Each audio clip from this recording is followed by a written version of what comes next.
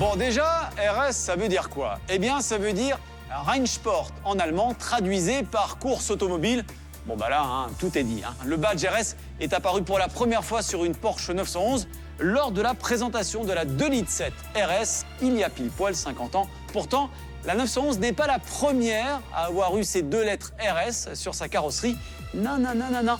Et comme on est dans les réserves Porsche, vous savez quoi? Eh ben, on va aller faire notre marché et on va aller les voir les premières. On y va.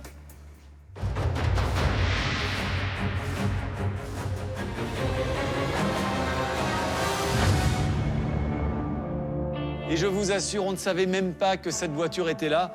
Elle est au milieu d'une GT3, d'un Taycan, d'un Cayenne. Mesdames et messieurs, voici la Porsche 550 1500 RS Spyder qui a remporté en 1954 avec Hans Herrmann et les 1000 et la Carrera Panamericana dont elle a gardé les couleurs. Vous le voyez, hein, le nom RS est apparu bien avant la 911 et il désignait tout simplement les Porsche réservés à la compétition, les Porsche les plus extrêmes. Vous comprenez maintenant d'où vient ce nom. Hein. Mais c'est vrai que la 911 a été la première Porsche homologuée pour la route à recevoir le badge RS. Et ce n'est pas n'importe quelle 911, mesdames et messieurs, c'est la 911. S'il ne fallait garder qu'une seule 911 dans l'histoire des 911, ce serait elle, la 911 Carrera 2,7 litres RS. Mais d'où vient cette merveille? Après avoir tout raflé au Mans avec la 917, Porsche décide de se tourner au début des années 70 vers le championnat d'Europe GT avec sa 911. L'homologation pour cette discipline passera par une nouvelle voiture, la 2,7 litres RS, présentée en première mondiale le 5 octobre 1972 au Salon de Paris. La base est donc celle d'une 2,4 litres S, mais profondément revue, profondément retravaillée, avec un châssis qui n'a plus rien à voir pour gagner, évidemment, en efficacité. D'un point de vue esthétique, d'un point de vue visuel, le spoiler avant a été changé pour recevoir un nouveau radiateur. Il y a bien sûr les jantes Fuchs. Ah, les jantes Fuchs, quelle merveille! Les fameux autocollants Carrera qui ont fait leur apparition sur cette 2,7 litres RS, avec cet arrière beaucoup plus large, beaucoup plus posé. Et puis, il y a cette fameuse queue de canard.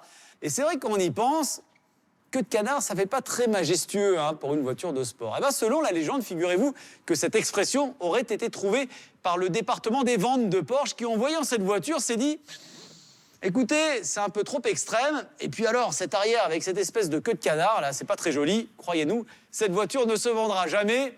Le reste appartient à l'histoire. Bon, on va rouler ?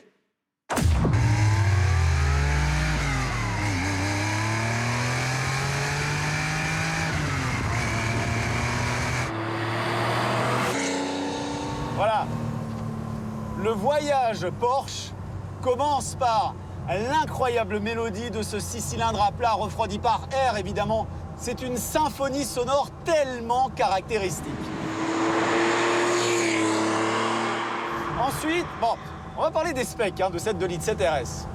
Donc, ce fameux Flat 6 développe 210 chevaux. Ça paraît pas énorme aujourd'hui, mais écoutez un peu les performances. Plus de 240 km/h en vitesse de pointe. Un 0 à 100 effectué en moins de 6 secondes.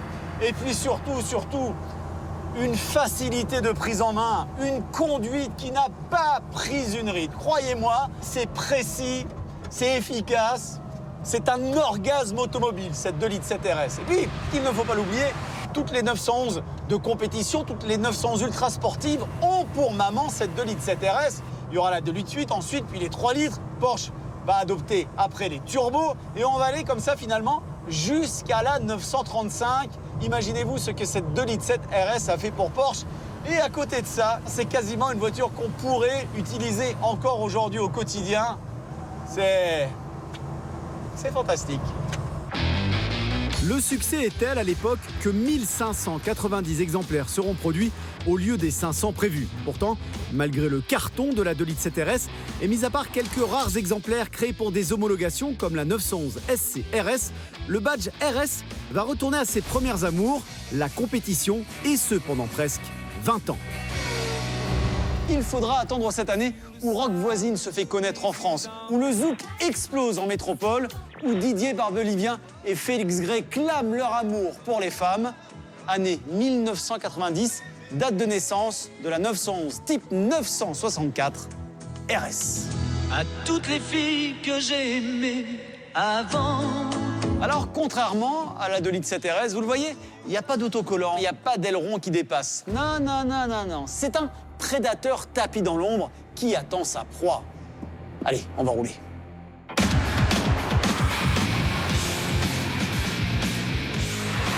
C'est une voiture qui a été considérablement allégée, puisqu'elle n'annonce qu'un peu plus de 1200 kg sur la balance, imaginez-vous.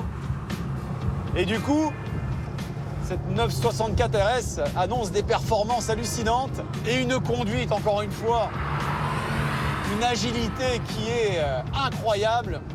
C'est juste d'une efficacité hallucinante.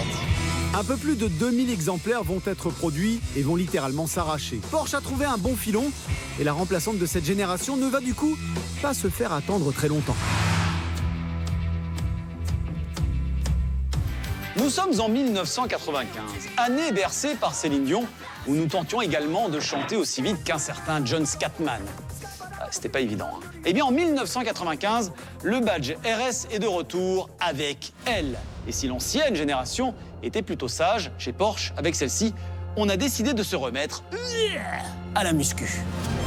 Cette RS du milieu des années 90 s'inspire des pistardes de la Carrera Cup dont elle reprend l'aileron. Et la philosophie course, surtout dans cette version Club Sport. Là, c'est la guerre, hein. Parce qu'on a voulu gagner le maximum de poids, donc il n'y a plus rien dans la voiture.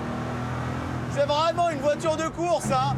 On a enlevé tous les isolants, donc je peux vous dire que le 6 à plat, on l'entend bien derrière. Mais le gros travail de cette voiture a été effectué sur le châssis puisque tout change.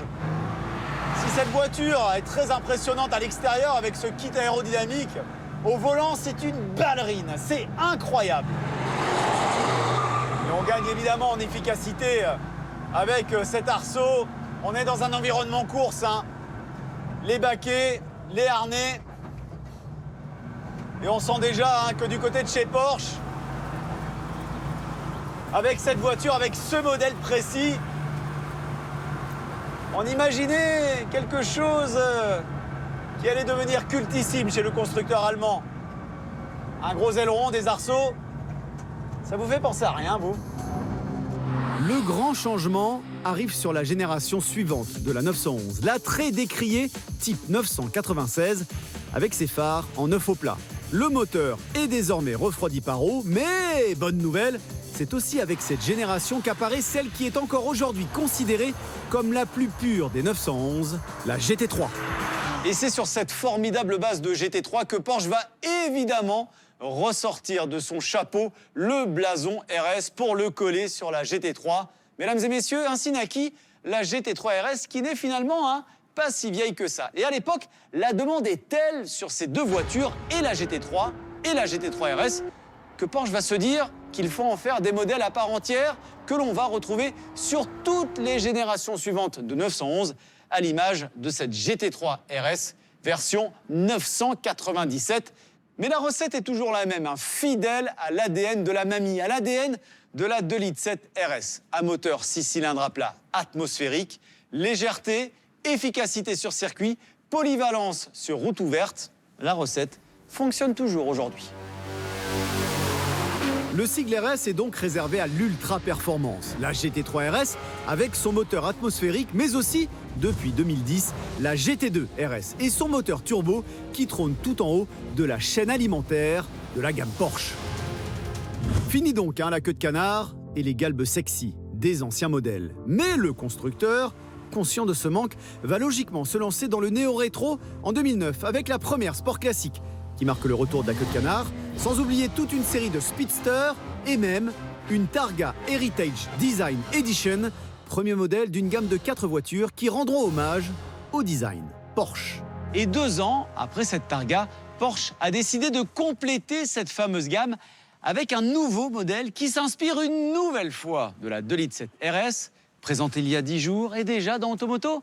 Mesdames et messieurs, voici la 911 Sport Classique, version 2022. Et sur ce modèle, Porsche a utilisé une base de 911 turbo.